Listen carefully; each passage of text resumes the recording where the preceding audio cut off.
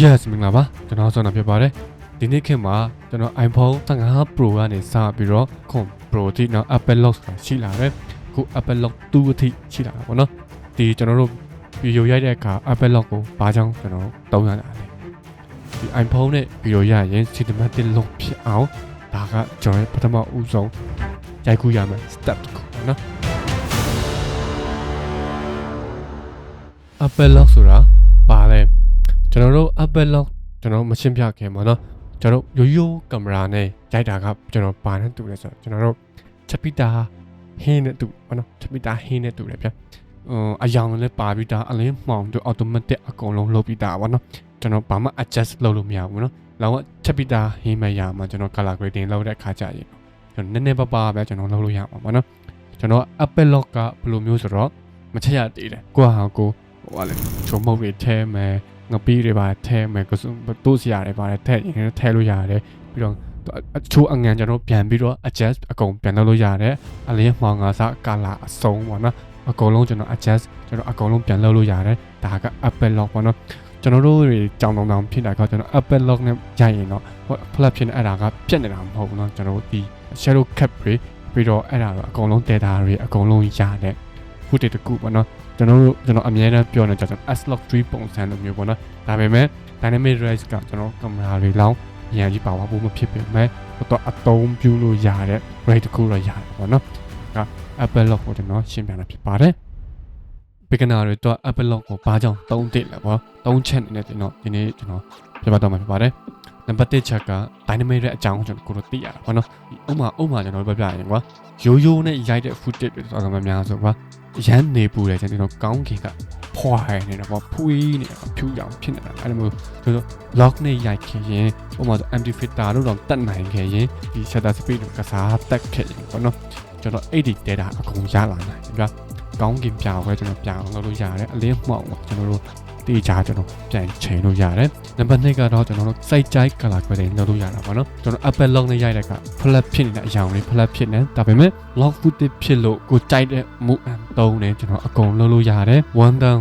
two down ရိုးနဲ့ရိုက်တာနဲ့ lock footage နဲ့ရိုက်ပြအရာပြောင်းလဲတယ် feeling လုံးဝမတူပါဘူးကျွန်တော်တို့ရဲ့ WG မှာလည်း use saturation aluminum ကိုလည်းစိတ်ကြိုက်ကျွန်တော်ကစားလို့ရတယ်သူ့ရဲ့ dynamic range ကအရန်ကောင်းလို့တော်တော်လေးတွေကိုကျွန်တော်ကစားလို့ရတယ်အမှန်တမ်းပြောရင်ကျွန်တော် Osmo Pocket 3နဲ့ Apple Lock 2နဲ့ဆိုကျွန်တော် Apple Lock 2ကိုကျွန်တော်ပိုကြိုက်တာပေါ့နော်